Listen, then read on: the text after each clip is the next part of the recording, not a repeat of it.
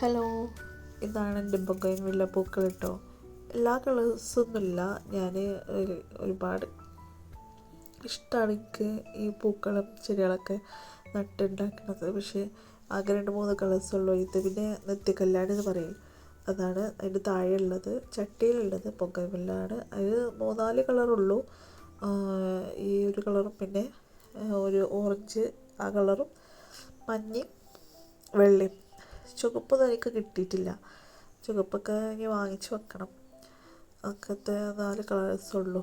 പക്ഷേ എന്ന് രാവിലെ വൈകിട്ട് വെള്ളമൊക്കെ ഒഴിക്കുന്നുണ്ട്. അതുകൊണ്ട് നല്ല വെയിലാണ്. ഒരു ദിവസം വെള്ളം ഒഴിച്ച് കഴിഞ്ഞാൽ തന്നെ വാടിപ്പോവുകയാണ്.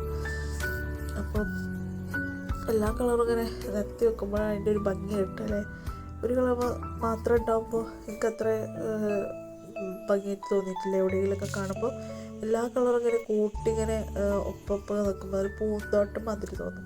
പക്ഷെ ഇന്നത്തെ കുറച്ച് ചെടികളേ ഉള്ളൂ കേട്ടോ. പിന്നെ ഈ കല്യാണം എനിക്ക് ഭയങ്കര ഇഷ്ടമാണ്. കാരണം അത് എന്നും പൂക്കളേക്കാരം.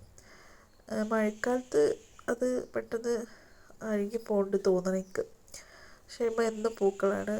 പിന്നെ മുറ്റത്ത് കുറച്ച് ചെടികളും ഫ്രൂട്ട്സ് തൈകളും അതൊക്കെയാണ്.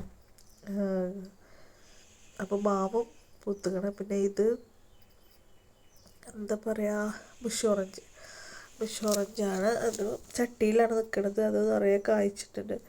അത് നല്ല പുളിയാട്ടോ. ഓറഞ്ച് തൊലിച്ചണം മാതിരി നെല്ലിക്കൻ്റെ വലിപ്പമുള്ളൂ. പക്ഷേ ഓറഞ്ച് തൊലിച്ചണം മാതിരി തൊലിച്ചണം. ഭയങ്കര പുളിയാണ്. പിന്നെ കുറച്ച് ഫ്രൂട്ട്സ് തൈകളൊക്കെ ഉണ്ട്. കായ്ച്ചതും കായ്ക്കാത്തൊക്കെ ഉണ്ട്. ഓക്കെ, രാവിലെയാണ് നല്ല ഭംഗി. രാവിലെയൊക്കെ കാണുമ്പോൾ നല്ല ഭംഗിയാണ്.